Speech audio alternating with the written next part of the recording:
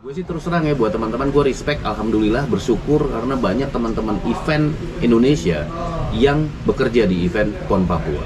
Kita tidak alergi dengan yang baru, tidak sama sekali. Gitu ya. Karena apa? Yang namanya ide, yang namanya cara mengeksekusi, mekanisme dan segala macam, masing-masing punya cara. 300 juta warga Indonesia, gitu kan. Kenapa harus pakai pemain asing? Untuk men-trigger itu, men-trigger itu, mungkin teman-teman di industri event perlu bikin satu inisiatif malahan yang datangnya dari IO. Backstagers yang sekarang ini perkembangannya seperti apa, kemudian harapannya ntar kayak gimana? Karena lo mau masuk jadi member.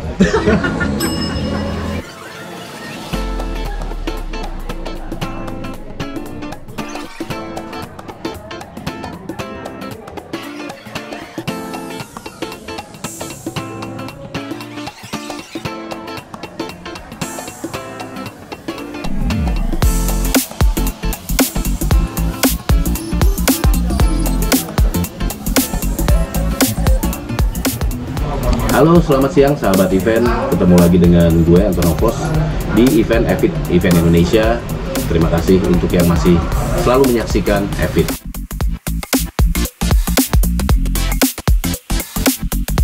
Resolusi 2022 pemerintah. Nah, gue nggak tahu nih ya. Gue mudah-mudahan episode ini jadi episode terakhir kayaknya di tahun 2021 gitu. Jadi satu kehormatan buat gue ngajak Om Regi di sini. Kehormatan buat gue juga. Nah, di Evit.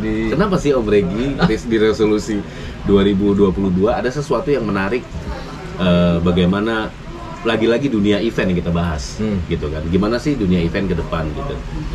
Om Regi, balik ke 2021 dulu ya. 2021. Ada peristiwa-peristiwa penting yang terjadi di dunia event, ya kan? Ada PON 20. Ya, PON 20 Papua. Kemarin kan peristiwanya orang-orang event tuh pada protes karena ada yang dibilang IO asing, ya kan, bekerja di situ, gitu. Yang akhirnya teman-teman IO bukan sedikit, banyak pekerja event yang akhirnya dilibatkan di situ. Gue sih terus terang ya buat teman-teman, gue respect, alhamdulillah, bersyukur karena banyak teman-teman event Indonesia yang bekerja di event PON Papua. Tapi ternyata agak gerah nih, bisa diulang nggak jendelanya nih? Ini palsu. Ini set. Jadi ternyata si IO pemenang itu memperkerjakan IO asing itu. Gitu. IO pemenang mempekerjakan IO asing. Gitu. Akhirnya IO asing itu yang gue merasa bahwa IO asing itu di situ karena dipercaya bisa mengelola acara, memberikan direction, briefing yang kelasnya nantinya hasil akhirnya adalah international class. Gitu. Do you believe that? Ya mungkin sebelumnya gini ya. Alhamdulillah PON 20 Papua sudah terselenggara gitu kan dengan baik, terutama apa yang kita terima informasinya baik dari media, dari teman-teman. Kita syukuri ya. Kita syukuri. Markomnya juga gila tuh. Temen gue tuh yang pegang. Terus kita syukurin gitu kan. At least gini, di tengah pandemi begini kita masih punya satu kegiatan yang besar, sangat besar, yang minimalnya se-Asia Tenggara ngelihat, minimalnya nasional ngelihat. Gitu ya. Biarpun di dalamnya kita akhirnya belakangan tahu bahwa ada bolong sana sini, gitu kan. Ya namanya event mungkin tidak ada yang 100% sempurna, gitu. Tapi itu ada bagian dari event, gitu. Tapi memang buat pribadi ini ya, subjektif ini, teman-teman event organizer di Indonesia, dimanapun itu, mau di Jakarta, mau di kota-kota lain, itu nggak pernah kekurangan sense internasionalnya, gitu. Tidak pernah kekurangan taste internasionalnya untuk menyelenggarakan satu event yang sangat keren. Harusnya mampu semua. Bukan seharusnya mampu, memang mampu, memang mampu, gitu kan. Ini hanya masalah image. Gua nggak tahu cara pandang dari mana, ya kan. Tapi setahu saya ada punya pengalaman di dua sisi lah, gitu ya. Satu sisi di agency, atau di sisi vendor. Satu sisi lagi saya punya pengalaman juga di international brand lah. Ya, gitu di client side lah ya, di principal. Perusahaannya gila-gila. Gitu. Dan nggak pernah kekurangan sense itu gitu loh, taste itu. Artinya lo pernah berinteraksi dengan banyak IO, mendapatkan banyak usulan proposal kreatif yang menurut lo gila-gila idenya. Jadi gini, itu kan ada beberapa hal ya.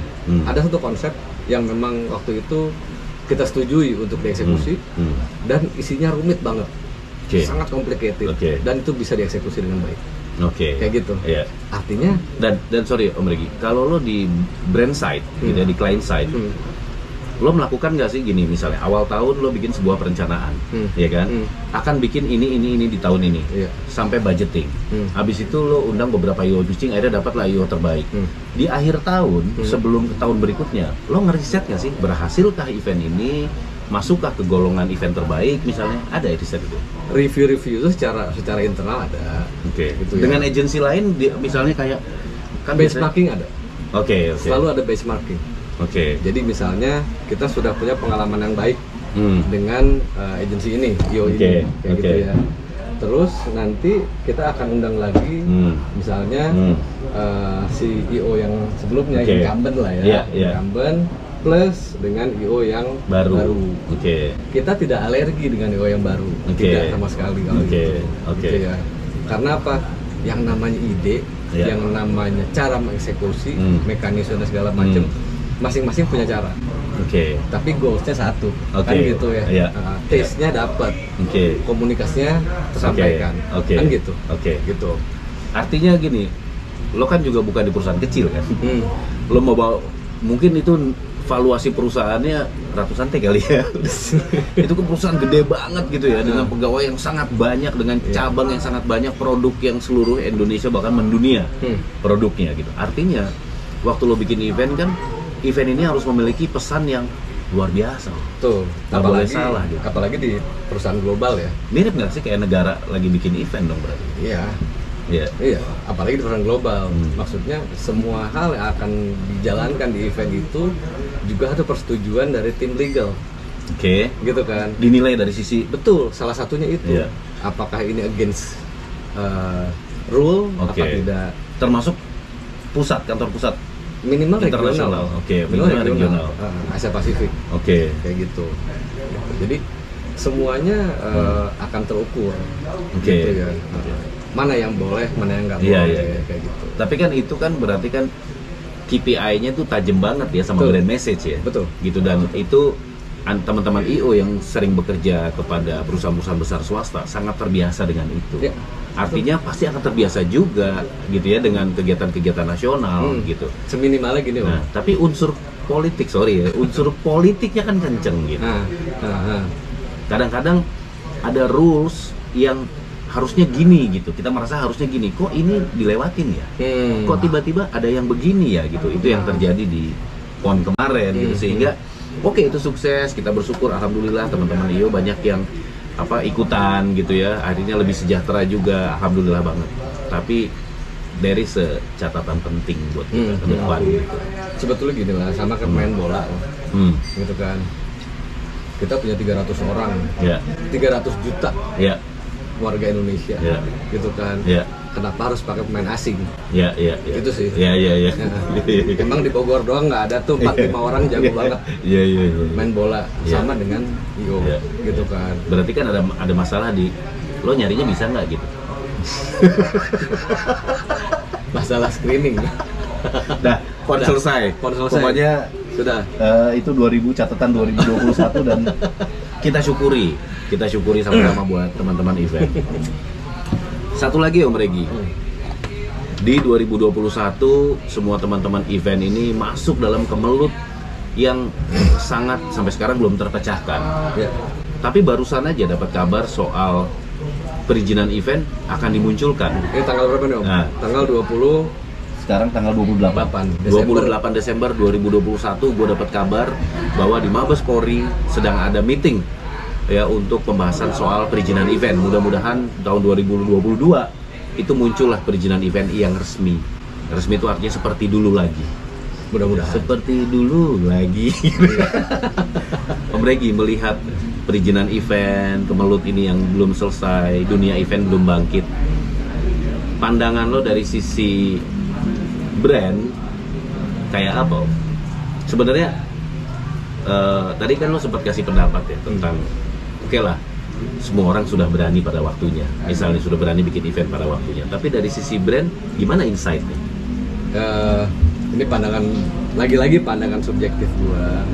Tapi ini seolah-olah masih ada di brand itu kan? Karena lo punya prinsip-prinsip brand-brand besar. Iya. Satu sisi ini kemajuan yang bagus, gitu ya. Bahwa semakin dekatlah kita untuk bisa ngadain event-event yang besar, gitu kan. Perizinannya mungkin akan segera keluar. Terus pihak-pihak yang kompeten yang terkait juga pasti akan ngedukung ke arah situ, dari si venue, pihak polisian, termasuk juga mungkin ada Satgas. Misalnya di situ. Memang yang paling tinggi sekarang kan perizinan itu dikeluarkan oleh Satgas. Karena kalau dari polisi kan dulu dia mengeluarkan surat apa? Surat keputusan lah ya. Bulan Maret awal Maret kalau nggak salah 3 Maret tahun 2020. Di mana di situ keramaian tidak diperbolehkan. Nah, teman-teman dunia event itu pengennya kan itu dicabut, diganti dengan aturan yang baru, yang disesuaikan dengan berbagai jenis event. Nah, gue adalah salah satu yang protes. Kenapa sih pemerintah kemarin ngebahas soal event, ngomongnya konser sudah diperbolehkan, padahal konser itu hanya bagian dari event. Event itu banyak sekali. Kenapa nggak diklasifikasi? Yang ini cara izinnya gini, yang ini izinnya gini, yang ini gini. Iya. Tuh. Jadi memang ternyata harus punya manual booknya juga nih event-event sekarang, kan gitu ya. Kan udah banyak organisasi event yang bagus-bagus nih kan, ada Backstagers, Evendo, Asperapi. Kenapa nggak kumpulin mereka dalam FGD terus membentuk sesuatu dan akhirnya muncullah event itu dibuat kriteria gitu loh. Ada manual booknya lah ya, pelaksanaan seperti apa sih, syaratnya apa aja, kalau mesti jaga jarak kayak apa, seberapa gede kayak gitu kan. Nah, balik lagi ke perizinan event itu, ini progres sih kalau gua ngeliat progres. Nah, tinggal sudah pasti teman-teman yang bergerak di industri event melihatnya ini sebagai gerbang lah ya, gerbang masuk yang bagus. Nah, tinggal ini lagi-lagi pandangan subjektif gue ya. Gue edit nanti nggak ada tuh pandangan subjektif. Ini insight, itu lagi ngasih insight kan ke pemirsa. Nah, gue yang belum gue lihat adalah apakah nanti teman-teman di brand, brandnya sendiri berani nggak sih untuk melakukan event sebagai satu inisiatif. Gitu. Ini catatan penting nih buat teman-teman ini. Gitu. Maksud lu pada apakah brand berani bikin event atas inisiatif mereka dari sisi strategi marketing? Iya. Artinya gini. Tapi setelah event ownership-nya itu oleh brand. Gitu. Jadi yang punya kalau sekarang kan udah pasti nggak ada itu kan. Nggak mau. Maksudnya adalah nanti. Iya. Kalau surat izin keluar, apakah brand masih tetap berani? Udah berani atau belum? Udah belum gitu. Berani atau belum nih? Karena ada beberapa resiko lah yang mungkin akan dihadapi. Gitu. Takutnya nih dianggap membentuk klaster baru yang kena brandnya dan itu akan berat banget untuk ngembaliin lagi kepercayaan si masyarakat terhadap brand itu. Apalagi kalau brandnya internasional, global gitu. Karena pasti nggak cuma di kita doang yang ngelihat gitu kan, sedunia akan ngelihat isu itu gitu kan. Tapi yang menarik ada satu yang gue khawatirkan kemarin. Gue sempat bilang di podcast gue bahwa perizinan dikeluarkan, tapi apakah masyarakat berani? Karena masyarakat mungkin sudah paranoid dengan adanya klaster baru, sehingga waktu kita bikin konser orang bisa aja nggak datang. Ternyata pendapat gue salah gitu. Ternyata waktu event itu ada, berbondong-bondong lah mereka hampir bisa dibilang nggak peduli ada COVID gitu loh. Haus Om. Karena mencontoh di sosial media di negara lain udah jahat.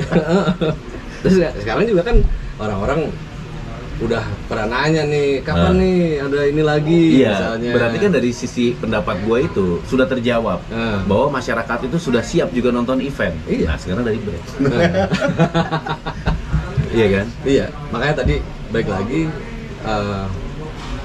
dari sisi brandnya sudah mau apa enggak untuk apa namanya ngadain satu kegiatan lagi, event yang harus ngumpulin masa banyak. Kalau sampai itu terjadi Om Regi, di mana brand itu takut, apa tips lo buat teman-teman IO supaya, karena gini, kebangkitan event itu nggak bisa dari semangatnya doang gitu, tapi ada nggak orang yang mau melakukan sebuah event sebagai strategi marketing jangka panjang kan gitu. Nah, sebetulnya gimana kita harus bikin menunggu-nunggu diundang pitching kan? Buset, lama Jo gitu. Iya. Nah mungkin kalau gue ngeliatnya gini, untuk men-trigger itu, men-trigger itu mungkin teman-teman di industri event perlu bikin satu inisiatif malahan yang datangnya dari IO. Bikin satu event yang title-nya sendiri dan terbuka untuk sponsorship. Nah, teman-teman brand akan ngelihat bahwa sebetulnya kan kelihatan nih, misalnya nih eventnya seperti apa, talentnya siapa aja, konsepnya seperti apa dan segala macam yang mungkin akan fit sama target marketnya dia. Kayak gitu. Nah itu akan ngebuka peluang untuk brand bisa masuk ke situ. Kalau misalnya gini, gua ngerti maksudnya, supaya pada saat terjadi apa-apa tidak itu dilimpahkan kesalahannya kepada brand, tapi kepada penyelenggara. Itu kan salah satunya. Nah, tapi kayaknya tetap aja teman-teman IO itu mungkin saja perlu diundang. Misalnya ada satu brand besar, ada satu company besar yang brandnya banyak. Nah, menjelaskan dulu bahwa brand ini karakternya begini, target audiensnya ini, brand yang ini warnanya ini, targetnya ini gitu. Sehingga kita waktu bikin mengusulkan proposal kreatif itu mau disesuaikan, di-fit-fitkan dengan apa sih ini buat brand ini, buat brand siapa tahu cocok. Jadi lebih tajam lagi, nggak ngasal gitu. Mungkin nggak sih? Bisa aja, tapi mungkin kalau gue bilang sih inisiatifnya harus datang dari teman-teman gue duluan. Jadi bikin satu konsep yang asik, yang bagus, ya, yang ngeliatin bahwa nanti target audiensnya ini loh profilnya. Datangnya dari segmen ini loh. Mereka kebiasaan ini. Kayak gitu. Nah itu akan kelihatan nih. Nah nanti tinggal siapa nih brand-brand yang mau diundang untuk jadi sponsor kayak gitu. Ya, benefitnya apa buat mereka? Yang kadang-kadang gini, dari si penyelenggara ngelihatnya, oh naruh logo aja di backdrop atau di gate dan segala macam. Tapi kadang-kadang nggak kepikiran juga kebutuhan si brandnya sebenarnya apa sih, kayak gitu. Nah sekarang kan boleh dibilang 2020 mati suri, 2021 masih coba-coba dan segala macam. Lagi kucek-kucek bangun tidur, masih kucek-kucek mata. Tiba-tiba ngeliat dompetnya kosong. Kan gitu kan. Jadi soal perizinan event Om Regi, balik lagi nih. Kalau misalnya kira-kira menurut lo asik gak kalau gue bikin proposal untuk beberapa brand gitu ya, tapi isinya adalah kan perusahaan gue namanya Edik lah gitu ya. Gue pakai Edik in collaboration with Satgas, in collaboration with Kepolisian Republik Indonesia. Kayaknya brand mau nggak kalau gitu? Jadi IO kerja sama Satgas, kerja sama polisi. Bisa aja. Yang penting gini Om, kalau buat brand adalah selama itu lo ngumpulin orang yang jadi potensial consumernya mereka nanti, itu akan menjadi opportunity. Ada ketertarikan brand. Betul. Gitu sih. Siapa tahu kan itu bisa jadi juga cara baru pintu pembuka. Kalau ngelihat bahwa ini aman nih, nggak ada apa-apa, prokesnya dipatuhi dan segala macam. After eventnya tidak ada isu apa-apa, why not gitu kan? Mungkin jadi harapan juga gitu loh. Tapi kalau lihat dari perkembangan event teman-teman, gue memberikan pendapat nih kepada beberapa event. Satu adalah event 48 tahun God Bless yang gue ikutin kemarin tahun 2021 itu aman, tidak ada klaster. Karena sebelumnya di PCR beberapa hari, event di swab, setelah event semua artis di PCR lagi dan semuanya aman. Kemudian PON ada sih desas-desus katanya ada tapi nggak dikabarin gitu ya. Tapi secara umumnya aman gitu. Dan akhirnya beberapa konser berikutnya seperti kayak Berlian juga sempat bikin drive concert lagi tuh, ya drive-in concert. Itu juga oke gitu ya, keren gitu penyajiannya. Dan event-event lain yang lebih kecil skupnya kayaknya udah aman. Ada beberapa artis juga yang bikin konser sendiri kayak Kang Hedi Yunus. Itu kan juga bagus kemarin. Tidak ada isu apa-apa. Kayak gitu kan. Artinya udah siap sebenarnya. Udahlah. Itu di kepolisian yang lagi meeting, udahlah segeralah bikin percinan event. Nih anak event udah gregetan semua nih. Kita nyari duit Pak, gitu. Kita ingin hidup lagi gitu ya, karena di dunia event itu terus terang para pekerja event dan yang terlibat di event itu hampir sebanyak sektor. Hotel, catering, transportasi, pekerja, banyak banget event itu. Kalau ini bangkit, kayaknya sumbangan pajak juga dari event akan muncul lagi, itu banyak. Jadi rangkuman dari resolusi 2022, menurut lo ke depan nih kan akan kayak apa nih? Yang pertama, yang gue bilang tadi, mungkin teman-teman event juga harus mikirin inisiatif, mungkin investasi kali ya. Karena mungkin di event pertama membangun brand event berarti ya. Betul, bangun brand event dulu, gitu.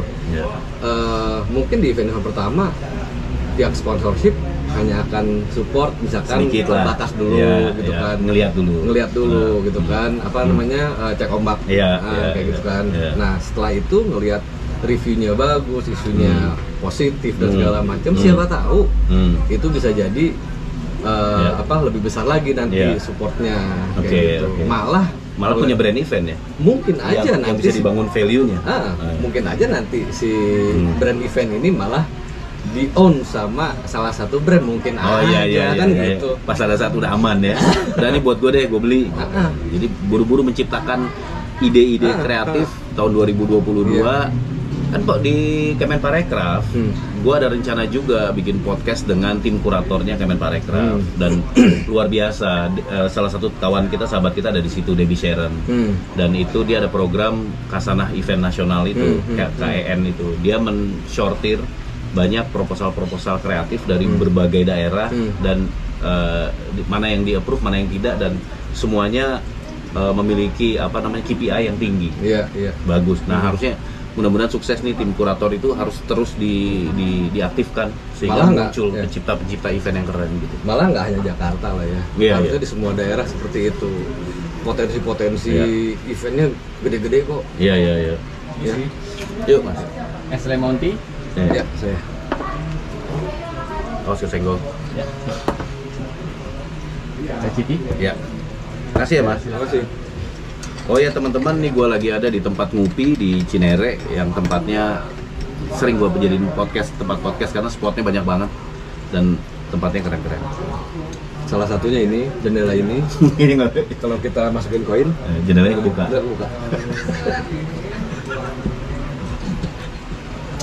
Jadi itu resolusi buat teman-teman. Kalau dari gua sederhana aja ya, teman-teman tetap semangat. Ayo berkembang terus, organisasi yang ada, ayo menciptakan program-program yang keren yang bermanfaat untuk orang banyak, apalagi untuk generasi baru di negeri ini. Mungkin satu lagi. Mungkin kita sudah misalnya nih punya plan buat bikin inisiatif event, gitu ya. Salah satu yang dibutuhkan sama brand adalah amplifikasi. Kita sudah terbiasa sebetulnya bikin event hybrid, betul nggak? Nah, ini mengarah ke company lo ya.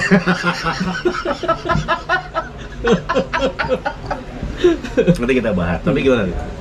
Amplifikasi itu perlu, karena bagaimanapun yang namanya event itu sifatnya kan localized. Hanya orang yang datang doang yang tahu. Orang yang di luar sana 1 kilometer, radius 1 kilometer nggak tahu. Nah, amplifikasi itu yang dibutuhkan juga supaya orang tahu, oh ternyata brand gua ada di event ini loh, seru-seruan di sana loh, kayak gitu. Gitu jadinya. Jadi sebetulnya apa yang sudah kita lakukan sekarang ini itu bisa diterusin dengan skala yang lebih masif. Oke. Jadi mencipta event penting, kerjasama dengan pihak terkait itu penting. Ya. Kemudian mendatangi lagi brand-brand besar, mungkin diskusi, itu penting. Nggak cuma brand besar, Om. Nggak cuma brand besar. Iya. Any brand ya kita bisa upayakan dengan proposal kreatif. Satu lagi adalah tadi amplifikasi jangan dilupakan, gitu ya. Jadi sebuah event itu harus punya kemasan satu strategi amplifikasi sosial media yang bisa membuat lebih banyak orang aware terhadap event itu. Oke, itu teman-teman, mudah-mudahan teman-teman sukses di 2022. Kita gempur lagi, kita semangat lagi, dan supaya event ini bangkit lagi. Amin. Tapi belum selesai. Resolusi 2022 kayak gitu.